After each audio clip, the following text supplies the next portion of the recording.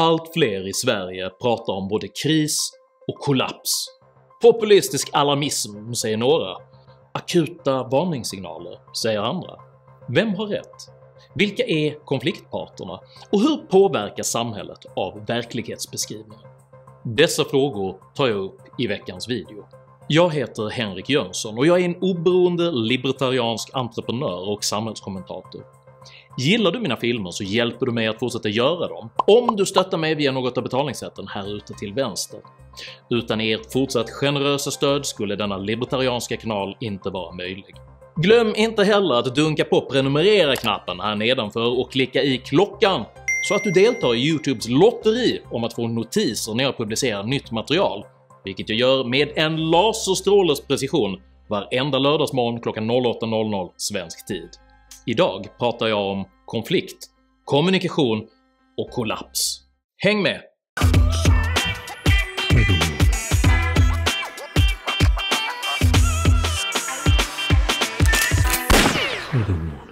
Avståndet mellan skrivbordet och verkstadsgolvet är ofta mycket långt. De ekonomiska policies som genomdrivs politiskt utvecklas av teoretiker och beskriver som bäst temporärt synliga facetter av den verkliga produktivitetens ständigt transformerande kristall. Nya ekonomiska modeller måste accepteras och behandlas av Finansdepartementet, därefter filtreras genom partipolitisk ideologi och slutligen genomgå riksdagskammarens kompromisser innan de möter verklighetens produktivitetsförutsättningar. Konsekvenserna av ekonomisk politik är ofta svåra att förutse. Ett beklagligt exempel på detta är exempelvis när fackföreningarna under 1970-talet genomdrev lönehöjningar som var större än det värde de arbetande producerade. Detta skapade inflation och sänkte valutans värde, vilket får sägas vara själva sinnebilden av en pyrrhusseger. Facken bröstade sig och uppnådde nominellt ökade löner, men den reella köpkraften föll och det blev i verkligheten knaprare tider för de flesta hushåll. Ett mer komiskt men likaväl pregnant exempel på samma typ av oförutsägbarhet är hur Skatteverkets stränga regler för avdragsgilla scenkläder under 1970-talet krävdes vara av särskilt fantasifull art för att de inte skulle kunna användas privat. Som avdragsgill konsekvens skapades ett estetiskt monster, vilket dominerade folkparkerna under nästan 2 decenniers tid. Ekonomiska modeller som ger vissa resultat på pappret visar sig ofta ge helt andra resultat när de prövas på riktigt. Regeringen lägger fram förslag på nya lagar och regler för att styra samhället i den riktning man anser önskvärd. Ofta föreligger en konflikt mellan partipolitisk ideologi och ekonomisk verklighet, vilket man från statligt håll försöker överbrygga genom olika typer av åtgärder. Sverige förbrukar löpande stora summor skattemedel på att försöka styra och påverka hur befolkningen ska bete sig. Ju större avståndet är mellan det ideologiskt önskade samhället och det verkliga samhället, desto mer pengar tenderar att förbrukas för att försöka överbrygga denna skillnad. It wasn't supposed to be like this. Det brukar gå sådär. Samtidens tydligaste exempel på denna kostsamma ambition är de 3 senaste decenniernas försök att bedriva en integrationspolitik syftande till att förena ett stort flyktingmottagande och en stor välfärdsstat, genom föreställningen att alla människor blir produktiva om bara rätt förutsättningar skapas. What happens when you spend somebody else's money on somebody else? Man har som konsekvens under 30 års tid serverat en veritabel all-inclusive buffé av åtgärder för att få nyanlända i arbete. Dagens Industris politiska redaktör PM Nilsson gjorde i veckan följande dystra åtgärdssammanställning. 1996 introducerades arbetsplatspraktiken, vilken gav arbetsgivare ett halvt års skattesubventionerade praktikanter. Utvärderingar visade att åtgärden inte ökade anställningsbarheten. 1998 introducerades anställningsstödet, genom vilket staten betalade halva lönen under ett helt års tid. Åtgärden var negativ för arbetsmarknaden.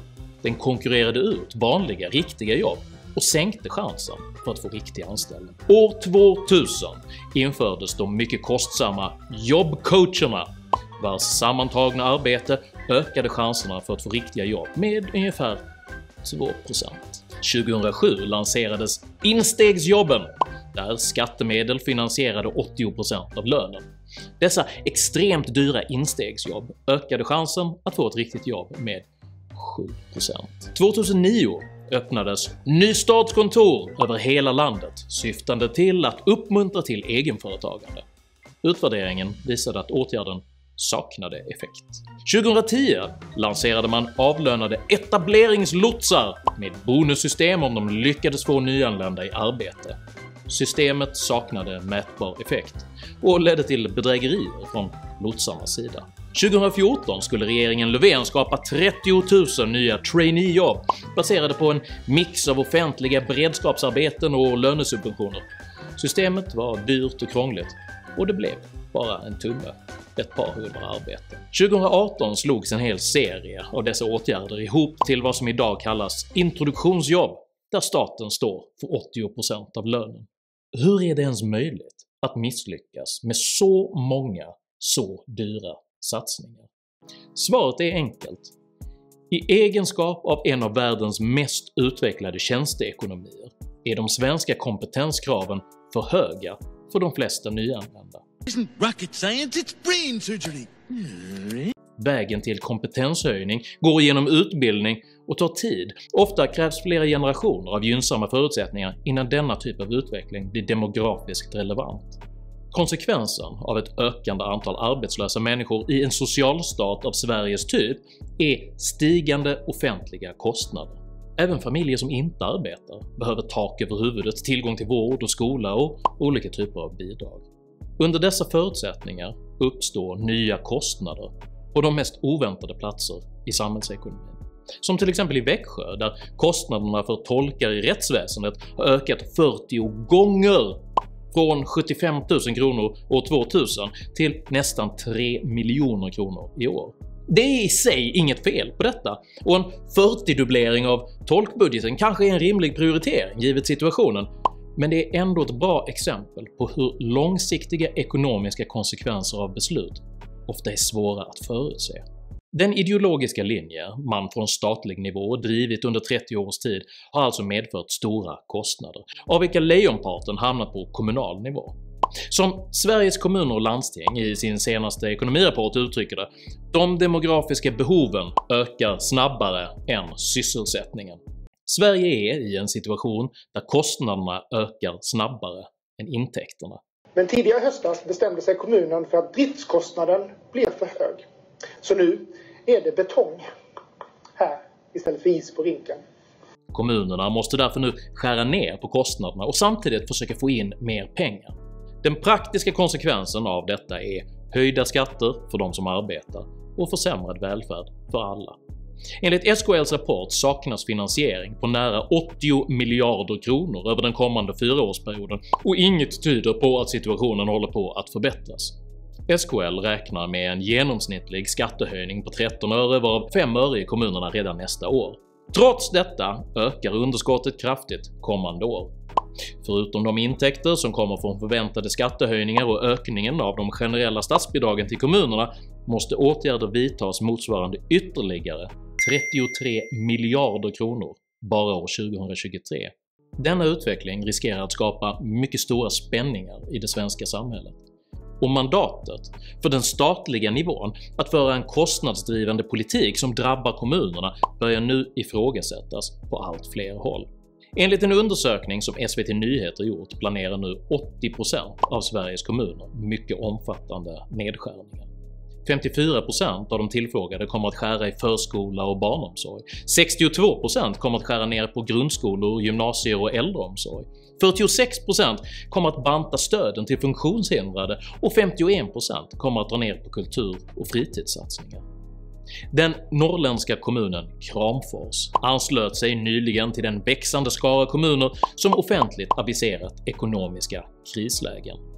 Kramfors, som med sina 18 000 invånare nu måste spara hela 50 miljoner kronor årligen, har tidigare uttryckt oro över att migrationskostnader vältrats över på dem på grund av tillgången på lediga bostäder i Kramfors.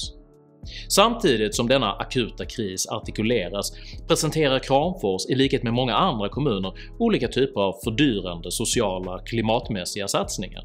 I september blev kommunen Fair Trade City, vilket är en diplomering som ställer fördyrande krav på upphandlingar och hållbarhet. Satsningen beskrivs så här. Kramfors har också en uttalad vision om att vara pionjärer för ett hållbart samhälle präglat av framtidstro och optimism, och med stor plats för kreativitet och för entreprenörskap. Även Malmö kommun skär ner på skolorna och satsar samtidigt på exempelvis fördyrande ekologisk mat i kommunen. Det kommer inte att finnas någon efterfrågan på denna typ av poserande moralpolitik så snart kommuninvånarna varse blir konsekvenserna av de nedskärningar som nu aviseras. De politiker som ännu profilerar sig med denna typ av frågor har antingen dåliga rådgivare eller karriärsmässig dödslängtan. Probably a good career move. Nyligen redovisade bostadsjätten Veidekkes bostadspolitiska expert Linda Jonsson hemlöshetssiffror, vilka ställer Sveriges kommuner inför en social såväl som ekonomisk kris. Kommundirektören i Kramfors, Peter Karlstedt, väljer ordet systemhaveri. Utan vi måste ju försöka lägga ut det över tid helt enkelt. Och i grunden så är det ju något slags systemhaveri just nu för det går så väldigt fort. Det spelar inte längre någon roll om man väljer det alarmisthånade begreppet systemkollaps, systemhaveri eller social kris, för innehållet i detta budskap är ändå detsamma. Ett fattigare och sämre fungerande Sverige som resultat av ett överbelastat välfärdssystem som varken är dimensionerat eller förberett för den situation som det nu förväntas hantera. Oavsett var man står i sakfrågan om migrationens storlek är genomförandet katastrofalt uselt, och risken är nu överhängande att det kommer att ge mycket svåra kontraproduktiva konsekvenser både ekonomiskt, socialt och demokratiskt. Som företagsledare används ofta begreppet alternativkostnad. Satsar man sin budget på en sak måste denna satsning utvärderas i jämförelse med vad pengarna har kunnat göra för nytta i en annan satsning. Här kommer en metaforisk förklaring av alternativkostnadens betydelse för Sveriges vägval. Sagan om de två äppelträdgårdarna. Det var en gång två bönder som hade var sin äppelgård med 10 träd. Varje år plockade de sina äpplen och sålde dem på marknaden för att köpa verktyg och annat de behövde för att sköta om sina trädgårdar. Men 10% av äpplena satte de i jorden för att låta nya äppelträd växa fram så att skörden kunde öka. Åren gick och en dag hade båda bönderna 100 äppelträd var och mer äpplen än vad de behövde. Då det rådde svåra tider beslöt de sig för att låta bybefolkningen komma och ta för sig i deras trädgårdar. Den första bonden sa: “Jag har 100 träd, varav jag avsatt hälften till er att äta av, men resten är mitt.” Den andra bonden hånade honom och sa: “Du är snål! Jag låter de svältande ta för sig av allt som jag har.” När det var tid att plantera satte den första bonden som vanligt 10% av sin kvarvarande frukt i jorden och sålde resten för att köpa verktyg. Den andra bonden hade förbrukat all sin frukt men skröt om sin givmildhet och tröstade sig med att hans 100 träd ju ändå skulle bära ny frukt nästa år igen. Nästa skördetid gjorde de på samma sätt som året innan. Den första bonden delade med sig av hälften och den andra delade med sig av allt. När det på detta sätt hade gått 10 år så hade den första bonden 1000 träd och kunde på hälften av sitt bestånd försörja hela byn. Den andra bonden hade bara en handfull knotiga och misskötta träd som var dåligt med frukt kvar. Han beklagade sig och sa: “Hela byn älskar dig för att du är rik, men jag som i åratal har offrat allt som jag har varken äpplen eller vänner. Tack är världens lön.” “Du är fåfäng”, sa den första bonden, “och din fåfänga gjorde dig så oansvarig att du inte kunde sköta om din trädgård. Hade jag gjort som du så hade vi alla svultit nu.” Sedan gav han den andra bonden en säck äpplen och en sekatör. Ansa nu dina träd och sätt dessa äpplen i jorden, för du har många år av hårt arbete framför dig för att reparera den skada du hastigt och i högmod orsakat dig själv. Om du vill kunna hjälpa någon annan måste du även förstå att kunna hjälpa dig själv. Det är inte moraliskt att ta på sig kostnader man inte kan bära. Det är inte godhjärtat att fatta beslut utan att förstå konsekvenserna. Det är inte acceptabelt att förneka en utveckling som kräver hårt arbete och djupgående förändring för att korrigeras. För en sminkad gris är ändå bara en gris, oavsett om du kallar den kollaps, kris eller utmaning. That'll do, pig. That'll do. Tycker du det är viktigt att ta ett långsiktigt ekonomiskt ansvar när man fattar storskaliga politiska beslut, även om det gäller moraliskt känsliga frågor? I så fall så tycker jag att du ska dela med dig av den här videon till dina vänner. Och varför inte prenumerera på min YouTube-kanal? Har du egna erfarenheter av kommunala åtstramningsprogram? Dela i så fall gärna med dig här nere i kommentarsfältet. Gärna med länkar och källor, för jag samlar på denna typ av information och jag uppskattar all respektfull kommunikation. Jag heter Henrik Jönsson och jag är socialt liberal, men fiskalt konservativ. Tack för mig och tack för att ni har lyssnat.